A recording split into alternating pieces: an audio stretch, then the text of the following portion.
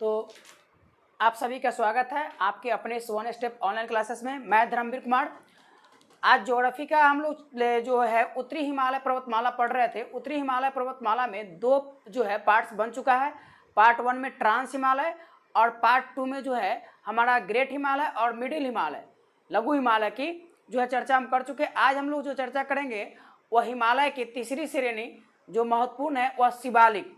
और शिवालिक किस लिए महत्वपूर्ण है, आज हम लोग इस जो है मैप के माध्यम से देखेंगे कि आखिर शिवालिक पर्वतमाला क्यों बहुत ज़्यादा महत्वपूर्ण हो जाता है। देखिए, शिवालिक को जो है शिवालिक पर्वतमाला को कई नामों से जाना जाता है। सबसे पहले तो यहाँ पर आपके सामने एक फिगर है, चूँकि जो भी नए वाचिंग कर रहे हैं तो उनके लिए थोड़ा सा हम बता दें कि हम यहाँ पर जो है इस चीज़ को नामचा बड़वा से लेकर नंगा पर्वत तक ग्रेट हिमालय पर चर्चा कर चुके हैं। और इसमें बहुत सारे जो है कह सकते हैं माउंटेन पीक जो पर्वत चोटियाँ है उस पर भी चर्चा किया जा चुका है। एक कंचनजंगा है, उसके बाद मकालू है, और यहाँ पर आपको जो है ये सब हो चुका है। फिर भी हम नाम लिख देते हैं, मकालू है, और इसके अलावा यहाँ पर एवरेस्ट है, इसके बगल में अन्नपूर्णा है,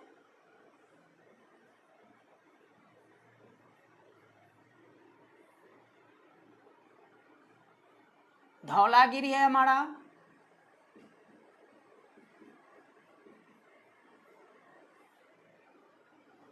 और यहाँ पर कामेत है,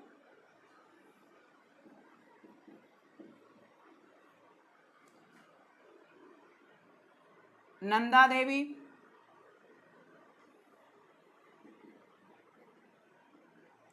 यहीं पर और भी है। उसके अलावा यहाँ पर हम लोग चलते हैं तो एक रेंज है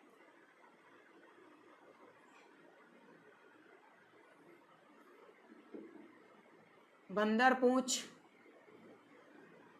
और यहाँ पर हमारा पीर पंजाल है, इसको भी बता चुके हैं। पीर पंजाल है,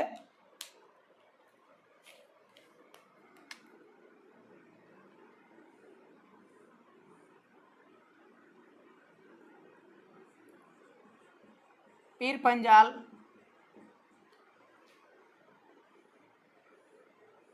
धौलाधर,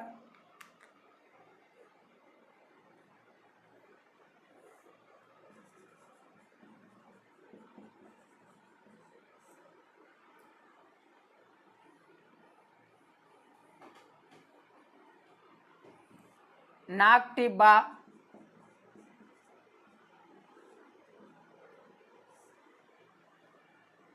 और इसके बाद महाभारत,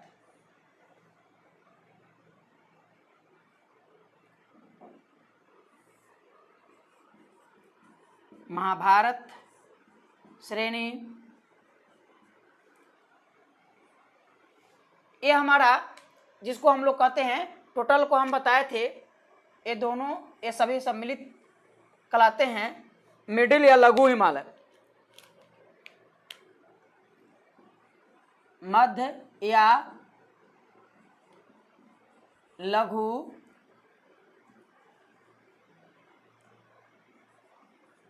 मध्य या लघु हिमालय, इस पर चर्चा हो चुकी थी। अब जो है हमारा आज जो है जो टॉपिक है वह है शिवालिक का। तो शिवालिक जो है, शिवालिक पर्वत रेंज जो है वह मुख्य रूप से हिमालय पर्वत की सबसे बाद में निर्मित हुआ वाला रेंज है। यानी हिमालय पर्वत की जो 3 रेंज है, ग्रेट हिमालय, मिडिल या लघु हिमालय कह सकते हैं, तीसरा जो शिवालिक है, तो शिवालिक का निर्माण बहुत ही कह सकते हैं कि नवीन पर्वत वालों में ही सबसे बाद में निर्माण इसका हुआ है। जैसे हम ग्रेट हिमालय में बताए थे कि ओलोगोसिन काल में इसका निर्माण हुआ, इओसिन ओलोगोसिन काल में। इसका जो है बृहत हिमालय का जो मिडिल हिमालय का निर्माण हुआ मायोसिन कल्प में है, और इसका प्लायोसिन कल्प या नियोसिन कल्प में माना जाता है। यानी नियोसिन कल्प में इसका माना जाता है, किसका? शिवालिक का। अब शिवालिक है कहाँ से? तो शिवालिक का विस्तार जो है यहाँ पर, शिवालिक का विस्तार मैंने कह सकते हैं पंजाब के पोतवार से लेकर के कोसी यानी कोसी नदी तक इसका विस्तार है। पंजाब के पोतवार से कोसी तक इसका विस्तार है। जैसे कि आप यहाँ पर देख लीजिए, यहाँ पंजाब का पोतवार क्षेत्र है, और यहाँ से हम लेते हैं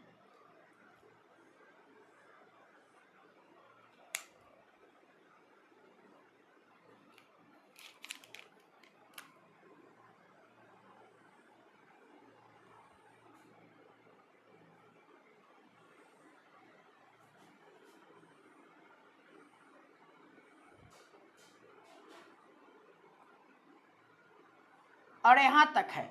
उसके बाद या फिर जो है इसमें कह सकते हैं जाके दोनों में मिल जाता है। देखिए इसका अगर स्वतंत्र विस्तार देखा जाए शिवालिक का, तो शिवालिक का जो विस्तार है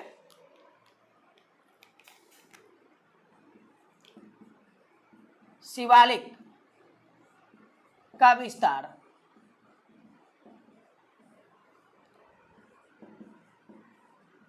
पंजाब के पोतवार क्षेत्र से कोसी तक। शिवालिक का विस्तार जो है वह पंजाब के पोतवार क्षेत्र से लेकर कहाँ तक है, कोसी तक। और यह जो है यह बहुत इसलिए महत्वपूर्ण होता है कि आप देख रहे होंगे कि ऊपर में जो इसके उत्तर में है वह मिडिल हिमालय है, और जस्ट उसके मिडिल हिमालय के बाद दक्षिण में जो है यह जो है शिवालिक है। और इन दोनों के अलग करने वाले बीच में घाटियां हैं। इस जो हम ऐसे भी पिछली वीडियो में बताए थे कि दो पर्वतों के बीच के जो मैदानी भाग होता है उसको घाटियां बोलते हैं। तो एक घाटियां है, तो कह सकते हैं शिवालिक को अगर अलग करने वाला, अगर कह सकते हैं मिडिल हिमालय से शिवालिक को, ये मिडिल हिमालय है और ये शिवालिक है, तो मिडिल हिमालय को शिवालिक से अलग करने वाला जो हमारा लाइन है या रेखा है उसको हम लोग कहते हैं घाटी। तो इसको मेन बाउंड्री फॉल्ट बोला जाता है। तो यहां पर इसको भी नोट करना होगा, मेन बाउंड्री फॉल्ट।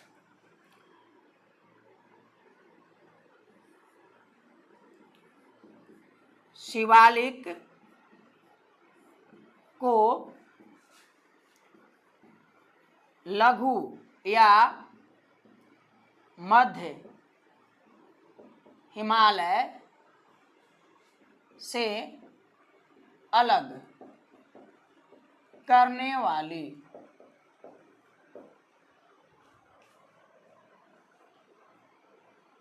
इसको बोला जाता है मेन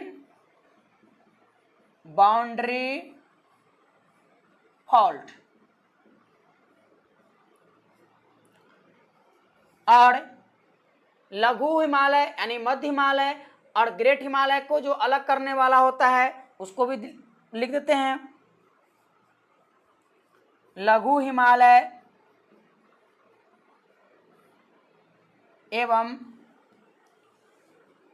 ग्रेट हिमालय को अलग करने वाले।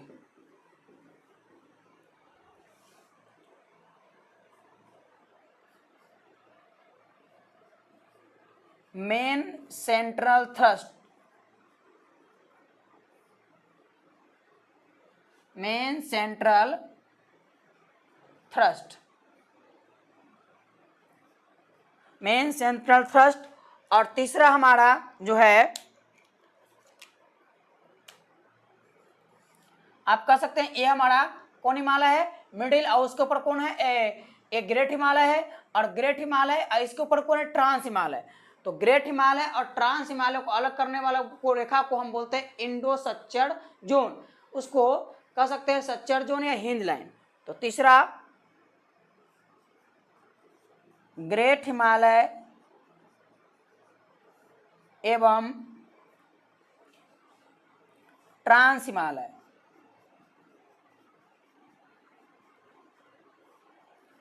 को अलग करने वाली रेखा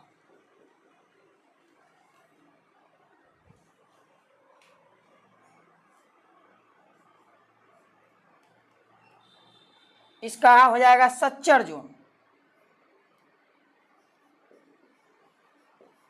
सच्चर जोन या हिंज लाइन। या हिंज लाइन। देखिए ये भी कई बार एग्जाम में पूछा जा चुका है कि शिवालिक को लघु हिमालय या मिडिल हिमालय से अलग करने वाली रेखा कौन है, तो मेन बाउंड्री फॉल्ट है। लघु हिमालय यानी मिडिल हिमालय को ग्रेट हिमालय से अलग करने वाली रेखा कौन है, तो मेन सेंट्रल थ्रस्ट है। ग्रेट हिमालय और ट्रांस हिमालय को अलग करने वाली रेखा कौन है, तो हिंज लाइन या सच्चर जोन। अब आप कहीं थ्रस्ट सुनते होंगे या फॉल्ट, इसका मतलब जो होता है रिफ्ट होता है, वैली होती है, घाटी होती है, यानी पर्वतों के बीच जो खाली जगह है, जो पर्वतों के बीच जो खाली जगह है, तो कहीं पर उसको थ्रस्ट बोला जाता है ना, कहीं पर उसको वैली बोला जाता है।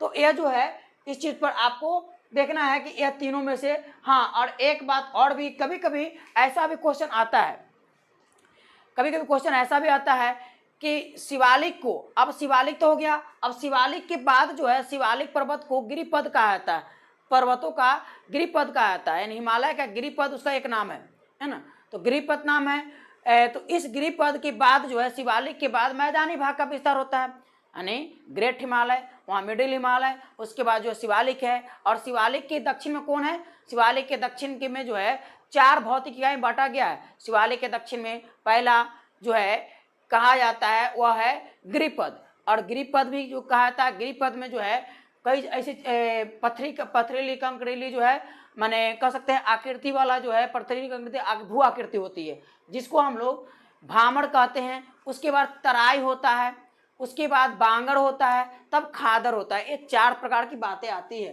तो आपको यहाँ जैसे मान लीजिए कि ये हमारा शिवालिक है, ये हमारा कौन है, शिवालिक है। अब यहाँ शिवालिक है और इसके दक्षिण में, शिवालिक के दक्षिण में भू आकृति, शिवालिक के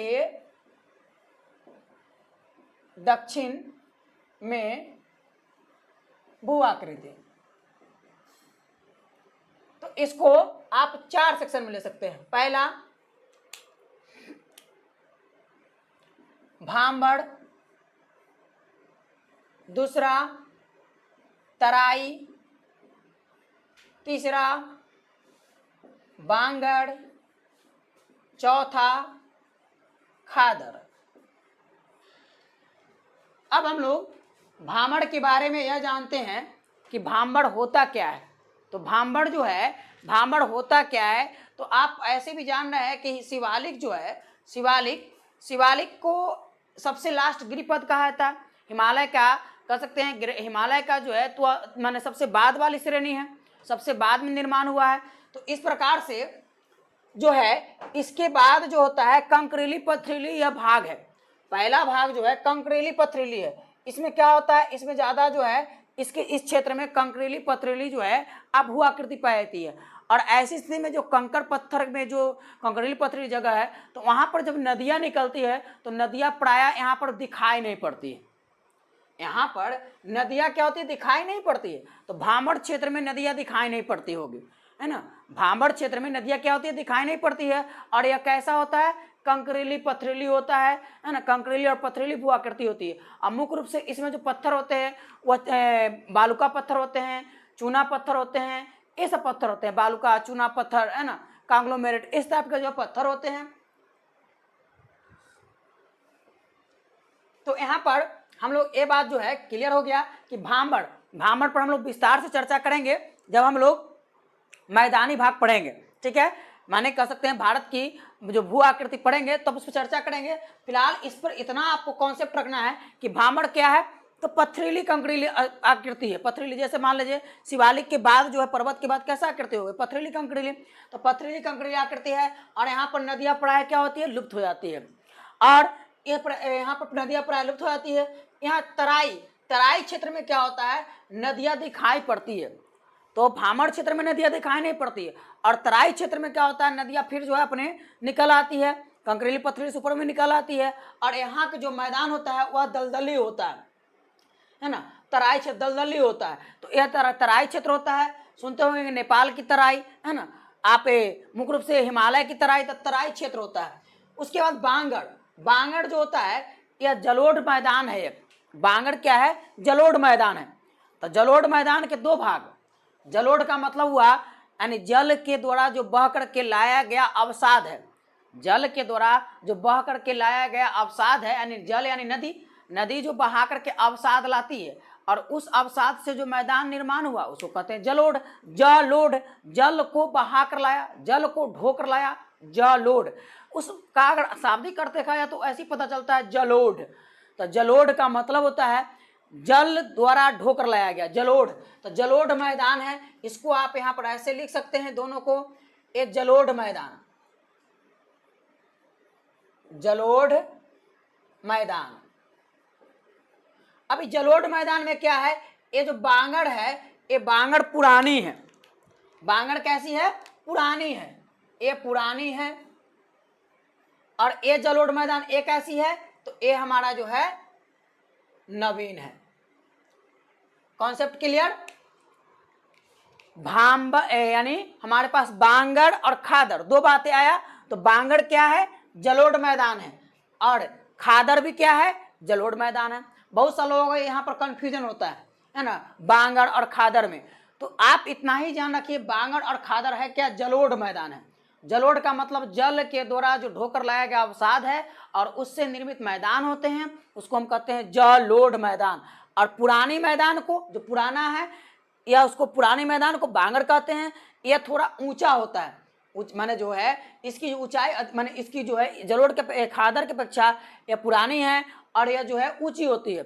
और यहाँ पर जो है यह पुरानी होती है और खादर नवीन है। और अक्सर बाढ़ का मैदान जो होता है, बाढ़ का मैदान यही खादर होता है।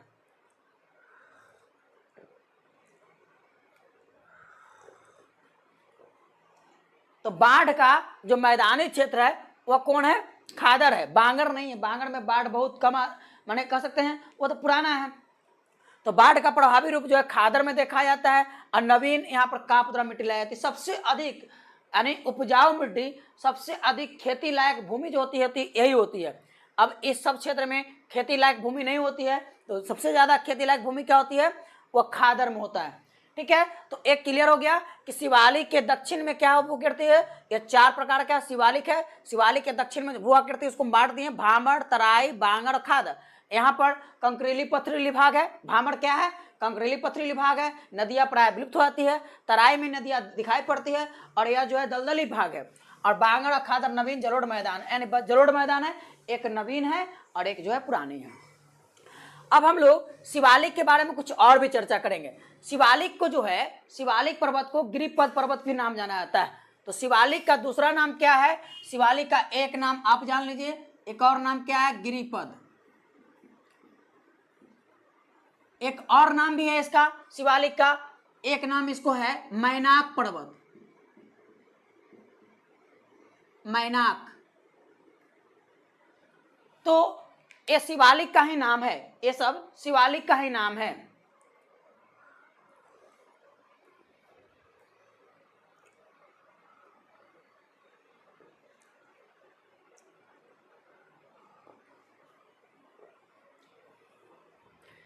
तो शिवालिक का प्राचीनतम नाम क्या है?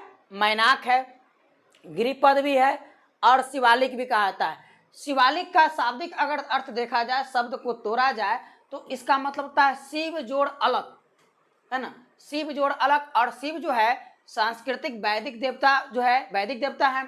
इस प्रकार से शिवालिक की उत्पत्ति संस्कृत शब्द से हुई है। शिवालिक की उत्पत्ति संस्कृत शब्द से हुई है।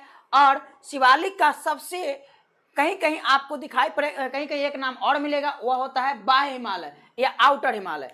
तो एक बात और भी जानिए,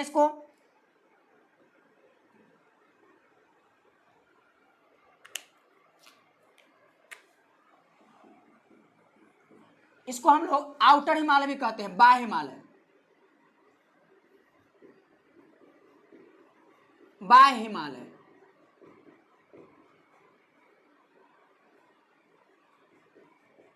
आउटर हिमालय, आउटर हिमालय।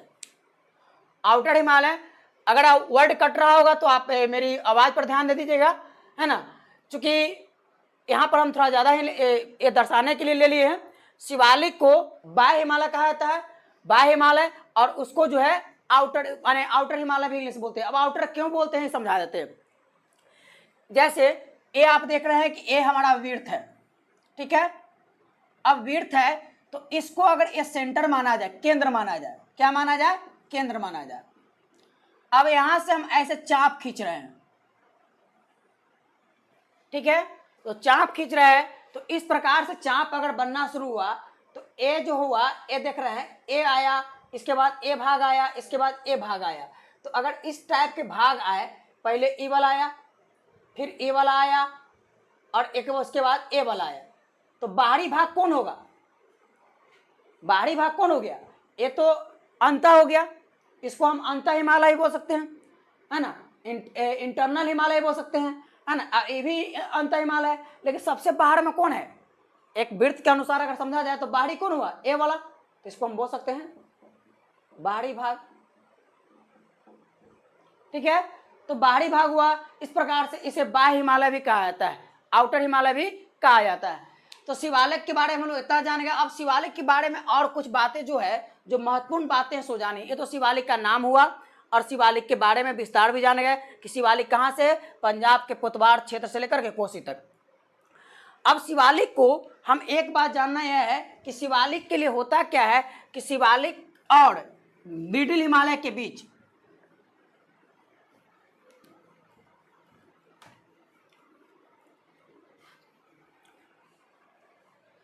देखिए, ये हमारा शिवालिक है और ये हमारा मिडिल हिमालय है। तो शिवालिक और मिडिल हिमालय के बीच जो घाटियां हैं, जो क्षेत्र है, उस क्षेत्र घाटिया को जो है पश्चिम में दो भाग बांटते हैं इसको हम, है ना। शिवालिक हुआ तो शिवालिक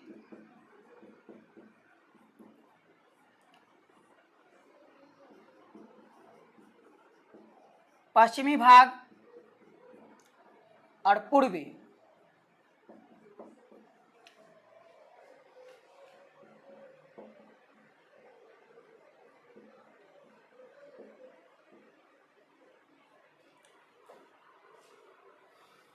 देखिए, शिवालिक हिमालय, शिवालिक एवं मध्य हिमालय हम दोनों को लिए, क्योंकि इसके मध्य मिडिल हिमालय और शिवालिक, ये दोनों के बीच के क्षेत्र को घाटी बोलते हैं। अब इस घाटियों को हम दो भाग बांटे, एक पश्चिमी भाग और एक पूर्वी भाग।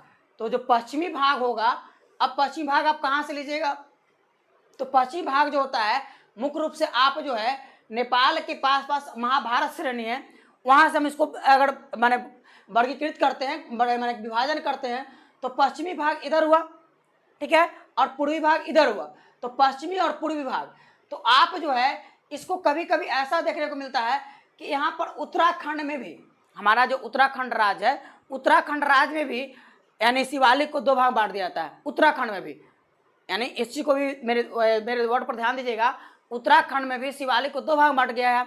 और पश्चिमी भाग को, वहां पर पश्चिम भाग में जो मैदानी भाग है उसको कहा जाता है दून, और पूर्वी भाग को कहा जाता है द्वार। कहां पर, उत्तराखंड में, ठीक है। तो उत्तराखंड में शिवालिक और मध्य हिमालय के बीच क्या होता है कि पश्चिमी भाग को हम क्या बोलते हैं, दून बोलते हैं, पश्चिमी भाग को दून बोलते हैं, और पूर्वी भाग को क्या बोलते हैं, द्वार।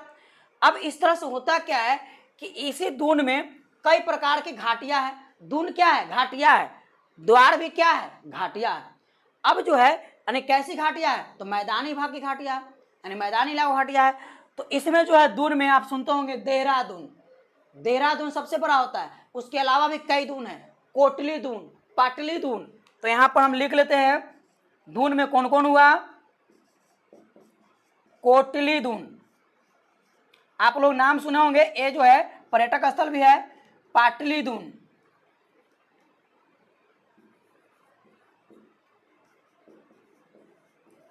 पाटली दून और देहरादून। सबसे बड़ा यही है देहरादून। द्वार में भी जो है, द्वार में भी आप जो है देखते होंगे कि द्वार, यहाँ सॉरी द्वारा लिखा गया, द्वार में भी जो है ये द्वार लिखा हुआ, ठीक है, द्वार लिखा हुआ है। तो द्वार में भी जो है होता है कौन भाग है, तो हरिद्वार, हरिद्वार है ना। तो इस प्रकार से हम जो है उत्तराखंड में दो भाग में घाटियां बटी, एक दून और एक द्वार, और द्वार जो है में कौन है, हरिद्वार, और यहीं से जो कह सकते हैं मैदानी भाग में प्रवेश हो जाता है। मैदानी भाग में पश्चिमी भाग तो दून ही है और मैदानी भाग द्वार भी है, तो ये दोनों घाटियां है। तो मैदान में नदियों का जो है, नदी जो है मैदान में कहाँ से प्रवेश करती है, तो हरिद्वार से। सुनते होंगे गंगा नदी मैदानी भाग में कहाँ से प्रवेश करती है, तो हरिद्वार से। चलिए, तो ये जो है दून और द्वार के बारे में जान गए कि ये दून क्या होता है, द्वार क्या होता है। तो दून और द्वार जो है घाटी क्षेत्र है, और पश्चिम में दून बोला जाता है, पूर्व में इसको द्वार बोला जाता है। सबसे बड़ा दून कौन है, तो देहरादून है। अब आइए यहाँ पर शिवालिक के बारे में थोड़ा सा हम ये भी जान गए कि मैनाक पर्वत जान गए, गिरिपथ जान गए। अब शिवालिक और जो है, जो हमारे पास ये सब हिमालय माने चोटियाँ बची है, जैसे नामचा बड़वा, तो इस पर थोड़ी सी बात चर्चा करना इसलिए जरूरी है क्योंकि यहाँ पर क्या होता है कि हम पिछली वीडियो में बताए थे कि हम जो भी हम सिर्फ पर्वत चोटी को ही बताए थे, उसके बारे में जैसा कम बताए थे। तो यहाँ पर आपको जानना है, जैसे एवरेस्ट है, अब एवरेस्ट के पास ही एक जगह है दक्षिण में, वह है लाहौत्से, और लाहौत्से पर्वत चोटी भी है। तो देखिए, हिमालय में जितनी भी पर्वत चोटियां हैं उसमें सबसे ऊंची चोटी एवरेस्ट है। एवरेस्ट के बाद दूसरा स्थान आता है केटू का, और केटू जो है हमारा यहां पर है,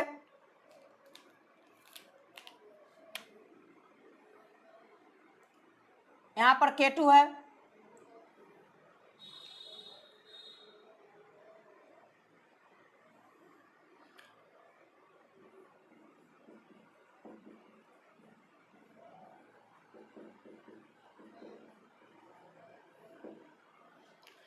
अब यहां पर आपको जो है केटू यहां पर है, तो केटू हिमालय का भाग नहीं है, केटू हिमालय का भाग नहीं है। केटू किसका भाग है, तो ट्रांस हिमालय का। जो लोग पिछला वीडियो को देखे होंगे, ट्रांस हिमालय जरूर आप देखिएगा, क्योंकि ट्रांस हिमालय और हिमालय में क्या अंतर है वो हम बताए हैं। ट्रांस हिमालय, दोनों का नाम हिमालय ही, एक का नाम ट्रांस हिमालय और दूसरा सीधे हिमालय। तो हिमालय ट्रांस हिमालय में क्या अंतर है, हम जो है ट्रांस हिमालय में इसकी चर्चा कर चुके हैं। अगर आपको थोड़ा सा इस पर कन्फ्यूजन हो तो आप वहां पर जाकर के प्ले लिस्ट में और उस वीडियो को जरूर देखिए, उससे आपका कन्फ्यूजन क्लियर हो जाएगा। अब है क्या कि केटू जो है, केटू यहाँ पर क्या है, ट्रांस हिमालय का भाग है और भारत की सबसे ऊंची चोटी मानी जाती है, लेकिन यह अभी भारत का अधिकृत में नहीं है, अभी यह पीओके के अधिकृत में है, अभी यह पाकिस्तान अधिकृत कश्मीर में है, पीओके में। आपको बताया भी है पाकिस्तान अधिकृत कश्मीर में है, और इसका नामकरण जो है पाकिस्तान ने चागोड़ी या सागोड़ी कर दिया है, यानी केटू का नाम क्या कर दिया है, चागोड़ी या सागोड़ी। इसका नाम क्या कर दिया है, चागोड़ी या सागोड़ी, चागोड़ी या सागोड़ी। तो चागोड़ी या सागोड़ी केटू का जो है नया नामकरण पाकिस्तान कर दिया है। फिलहाल अभी जो है विवाद में इसलिए भी बढ़ गया है क्योंकि गिलगिट बाल्टिस्तान क्षेत्र को भारत ने मौसम विज्ञान विभाग जो है भारत का, वह यहाँ का मौसम सूचना संबंधी जो है प्रसारण कर रहा है, इसलिए चर्चा में भी है। चलिए, अभी फिलहाल पीओके में है। उसके बाद भारत में सबसे ऊंची चोटी कौन है, कंचनजंगा है, कंचनजंगा है। और कंचनजंगा को जो है चीन में कांगचो छेदा मैंने नाम से जाना जाता है। देखिए यहाँ लिख देते हैं, इसको जरूरी नहीं है याद करना।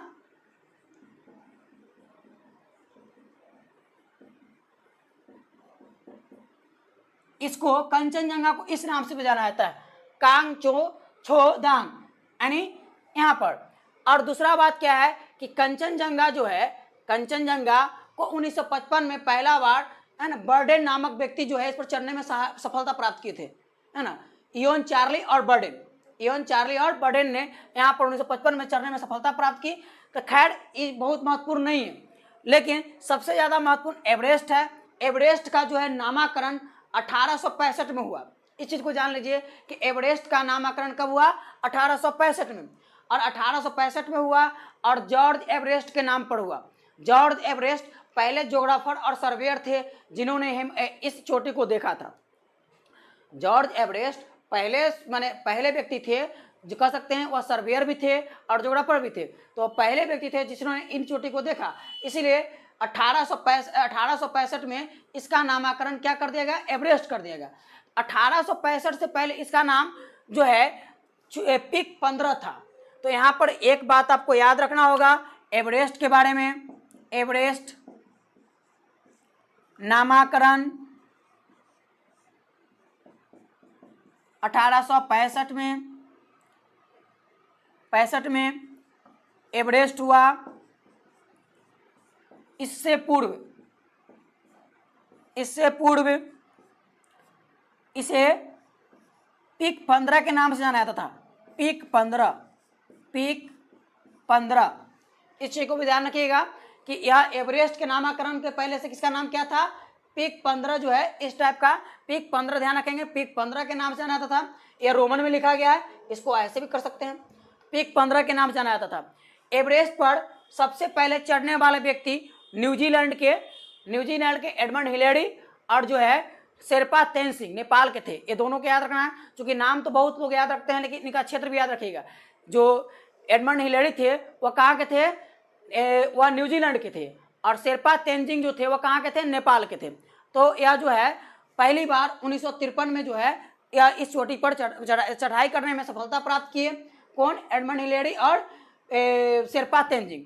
उसके बाद भारत के प्रथम व्यक्ति, भारत में भी जो है इस पर चढ़ने का प्रयास किया गया भारत के द्वारा। तो सबसे पहले जो है चढ़ाई में सफल होने वाले पुरुष है वो रामा अवतार सिंह चीमा है ना, रामा अवतार सिंह चीमा। इस चीज को भी नाम याद रखिएगा, रामा अवतार सिंह चीमा है ना, अवतार सिंह चीमा इनका नाम है।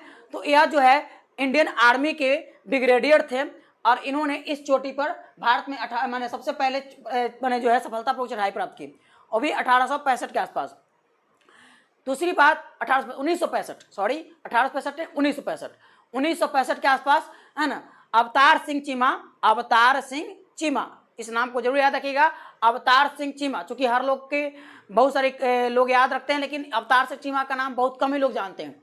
जो पहली बार पहले भारतीय व्यक्ति थे जो पहली बार सफलतापूर्वक चढ़ाई में सफलता प्राप्त की, वो कौन थे, अवतार सिंह चीमा, और ये इंडियन आर्मी में थे है ना।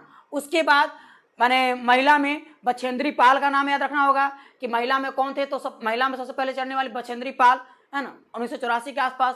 उसके बाद संतोष यादव आए, फिर आपको बहुत सारे अर्पणा सिंह भी आई, फिर हमारे जो है विकलांग महिला भी इसका नाम हमें वह भी जो है कई बार तो ये जो है कह सकते हैं कि इस प्रकार से कुछ ऐसे नामों को आपको याद रखना होगा। ऐसे तो एवरेस्ट पर बहुत सारी चीज़ें नए रिकॉर्ड बनते रहते हैं। जैसे अर्जुन वाजपेयी सबसे कम उम्र के थे, लेकिन उसके बाद फिर शिवांगी पाठक आ गई, उसका भी कम उम्र का है। तो एक इस रिकॉर्ड को याद इसलिए रखा जाता है क्योंकि जो पर्वतारोही होते हैं वो नए आते रहते हैं, ऐसा रिकॉर्ड बनते रहते हैं और रिकॉर्ड टूटते भी रहते हैं। लेकिन प्रथम वाला बात जो है जरूर याद रखना चाहिए। जैसे भारत के लिए अवतार सिंह चीमा और जो है महिला में बछेंद्री पाल। चलिए उसके बाद हम लोग यहाँ पर चर्चा करते हैं मकालू पर। मकालू भी जो है, मकालू इसलिए भी ज़्यादा, मकालू पर्वत कहाँ है, नेपाल में है। और यह जो है एवरेस्ट और जो है K2 और कंचनजंगा के बाद, देखिए यानी सबसे ऊंची पर्वत एवरेस्ट, उसके बाद K2, उसके बाद कौन, कंचनजंगा तीसरा नंबर पर। और मकालू का पोजीशन 5वां है। कैमा है, 5वां है। मकालू का पोजीशन 5वां है। चौथा पोजीशन लाओत्से का है। किसका है, लाओत्से का है। तो यह 5 जो है 5 ऊंची चोटियां को याद रखिए। और ऐसे भारत में सबसे ऊंची चोटी अगर पूछा जाए तो वह होगा कंचनजंगा होगा, ठीक है। और आगे चल करके उत्तराखंड में भी बहुत सारा पर्वत श्रेणियां मिलती है। तो ये हमारा टोटल आज का जो है लगभग शिवालिक क्लियर हो गया। उसके बाद अगले वीडियो में हम चर्चा करेंगे दक्षिण भारत की जो है पर्वत चोटी और पूर्वांचल की पर्वत श्रेणियां। पूर्वांचल की भी प्रायद्वीपीय पहाड़ की जो है श्रेणियां पढ़ेंगे, पर्वत चोटी उसमें मिलेंगे। तब तक के लिए आप सभी का धन्यवाद। अब अगर आपको यह वीडियो अच्छा लगता हो तो जरूर कमेंट्स कीजिए, शेयर कीजिए, और हमें किसी प्रकार का अगर आपको कन्फ्यूजन हो तो जरूर अपने कमेंट्स हमारा जो 1 स्टेप ऑनलाइन क्लासेस का जो टेलीग्राम चैनल है उस पर आप जरूर भेजिए। हम प्रयास करेंगे कि आपकी जो भी कन्फ्यूजन है उसको हम दूर करें, ठीक है।